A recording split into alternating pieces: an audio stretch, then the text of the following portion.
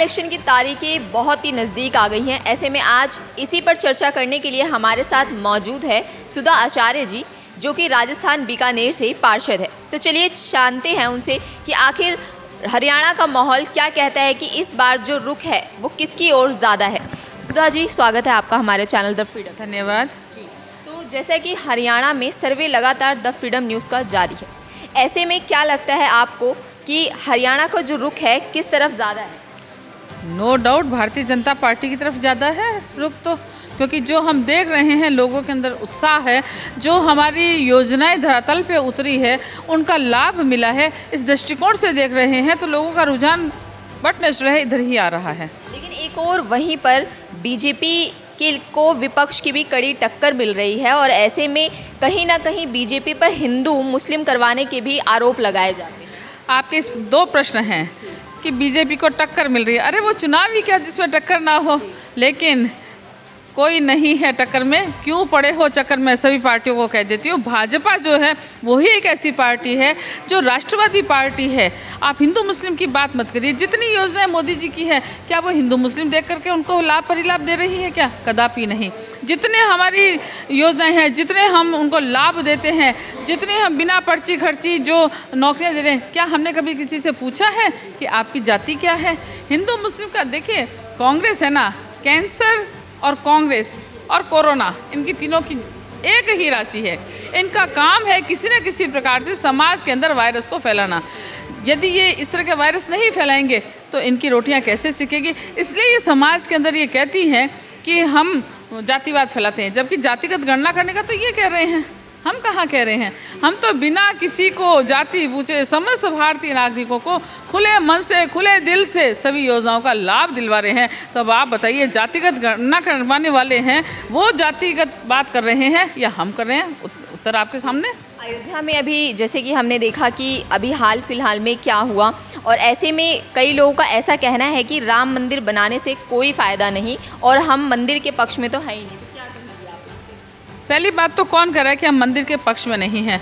वो लोग जो राम को काल्पनिक कह रहे थे, वो लोग जो राम की अस्मिता पे सवाल उठा रहे थे, अभी कुछ ही दिन पहले कह रहे थे कि आजकल हम भी राम राम कर रहे हैं। ये भाजपा की जीत नहीं है और तो क्या है? जो राम को काल्पनिक कह रहे थे वो आज राम राम कर रहे हैं। मंदिर बनाने का फ़ायदा नहीं है। कैसे फ़ायदा नहीं है? मंदिर से जुड़े हुए रोजगार, मंदिर से जुड़े हुए आस्था, यदि राम मंदिर से उनका कोई लेना देना नहीं है तो मैं कह रही हूँ उनको भारत में रहने का अधिकार भी नहीं है। क्योंकि जब सुबह उठ के वो कहते हम राम राम बोलते हैं और एक तरफ आप कह रहे हो कि आपके सामने कह रहे हैं कि राम मंदिर का कोई फ़ायदा नहीं है। ये हमारी आस्था का, अस्मिता का सवाल है। इसके ऊपर वो ना ही प्रश्न चिन्ह उठाए तो अच्छा रहेगा, क्योंकि एक बार प्रश्न चिन्ह उठा करके वो देख चुके हैं कि उनकी सरकार केंद्र में बनी या नहीं।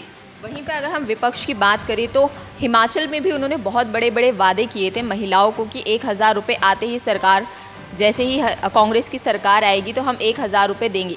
लेकिन वहीं पे आपने देखा कि 1000 रुपये तो दूर की बात है, उन्हें 1 रुपया भी नहीं मिला। तो ऐसे में वो हरियाणा में भी कई चुनावी वादे कर रहे हैं, तो क्या खरे उतर पाएंगी?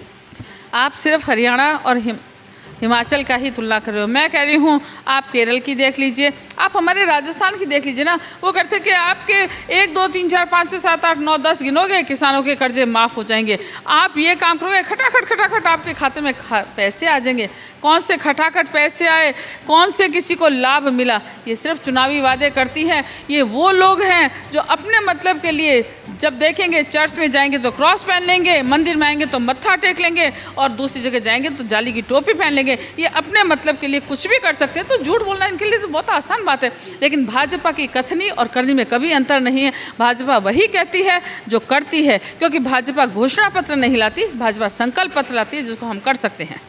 सुधा जी, एक सवाल ये भी है कि कोई भी सरकार हो, सब अपने मैनिफेस्टो में महिलाओं को पैसा देने की बात ज़रूर करते हैं कि हम 2100 रुपये देंगे, 2000 रुपये देंगे, लेकिन कहीं पे भी किसी के भी मैनिफेस्टो में मैंने जो महिलाओं की सुरक्षा है उसकी बात कहीं पे भी नहीं आती है। तो इस पर आप क्या कहना चाहेंगे?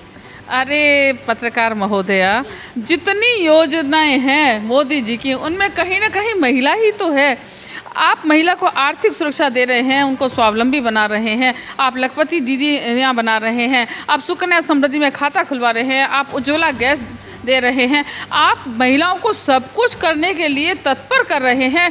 क्यों? क्योंकि हमारी संस्कृति के अंदर देवी और देवता बोला जाता है। हमारे यहाँ तो रणचंडी है, दुर्गा है, काली है, सभी महिलाएं अस्त्र शस्त्रधारी है। और मोदी जी ऐसा भारत बनाने का प्रयास कर रहे हैं कि महिलाएं स्वयं तो सुरक्षित हो ही रही है, वो इस राष्ट्र को सुरक्षित करने का भी प्रावधान रख रही हैं। इसलिए आप ये नहीं कह सकते कि ये प्रावधान भाजपा नहीं देती। एक तरफ कांग्रेस कहती है कि जो कांग्रेस है वो दलितों का समर्थन करती है और वहीं पर जो बीजेपी है वो उसकी हितैषी नहीं है, तो क्या कहेंगी? बहुत सीधा सा सटीक जवाब देती हूँ। कांग्रेस दलितों की हितैषी होती तो 70 सालों में उन्होंने क्या कहीं पर भी वाल्मीकि एयरपोर्ट बनाया? नहीं बनाया। आज राम मंदिर बना तो वाल्मीकि एयरपोर्ट है। और अभी अभी मैं जिस कार्यक्रम में जाकर के आई हूँ, यहाँ रोहतक में मैं हूँ, वहाँ की एक हमारी शेरनी है, क्या नाम है उनका, वीना जी या कुछ नाम है, उनको 100 कांग्रेसियों ने घेर लिया था, उनकी चुन्नी तक खींच ली थी। तब ये कांग्रेस कहाँ गई थी? यदि वो दलितों की समर्थक है तो ऐसा काम नहीं करती। और हमारे राजस्थान में हमने तो खुद ने देखा है 1,31,000 यौन उत्पीड़न के मामले थे। आज जहाँ कहीं भी जाइए, मैं खुद यूपी चुनाव में गई थी, वहाँ हम देखते थे कि महिलाएं बाहर नहीं निकल पाती थी। तो उस समय कांग्रेस कहाँ जाती है?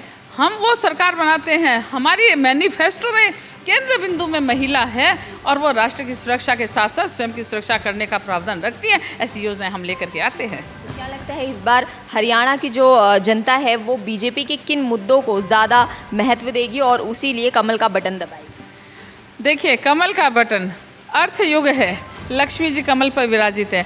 सारे हरियाणा वासी जानते हैं कि विकास करना है तो मोदी जी को वोट देना है, कमल का बटन दबाना है। विकास होगा तो अर्थ आएगा, अर्थ आएगा तो हम सम्मानपूर्वक इस समाज में, इस राष्ट्र में जीवित रह सकते हैं, अपनी अस्मिता को बचा सकते हैं। और अर्थ आएगा तभी तो भारत की इकोनॉमी में हम अपना सहयोग देंगे, तभी तो भारत आज 5वीं इकोनॉमी के स्तर पर आ गया, हम 3री स्थिति पर भी आ सकते हैं। तो इन मुद्दों पर बीजेपी चुनाव लड़े। हमारा एक ही एजेंडा है, विकास। देखिए, सड़क बनती है, सड़क पे जो चलता है सड़क पूछती है क्या उसका तू हिंदू है या मुसलमान है या तो किसी और जाति का है? हम तो सड़क बनवा के छोड़ देते हैं। ये भारत माला पर गाड़ियां सरपट दौड़ रही है, एयरपोर्ट बन रहे हैं, वंदे भारत में सैर हो रही है, ये विकास नहीं तो और क्या है? हम इसी मुद्दों पे चुनाव लड़ रहे हैं, इसी पे लड़ेंगे। तो देखा आपने, हमारे साथ मौजूद थी सुधा जी, जिन्होंने बताया कि अगर देश को तरक्की की ओर ले जाना है तो बीजेपी पर कमल का बटन ही दबाएं। तो आने वाले दिनों में पता चल जाएगा कि आखिर हरियाणा की जनता ने किसका चुनाव किया है। और आप इसी तरह की और तमाम जानकारी के हमारे साथ बने रहिए और देखते रहिए द फ्रीडम न्यूज़। मैं सरिता, हरियाणा से।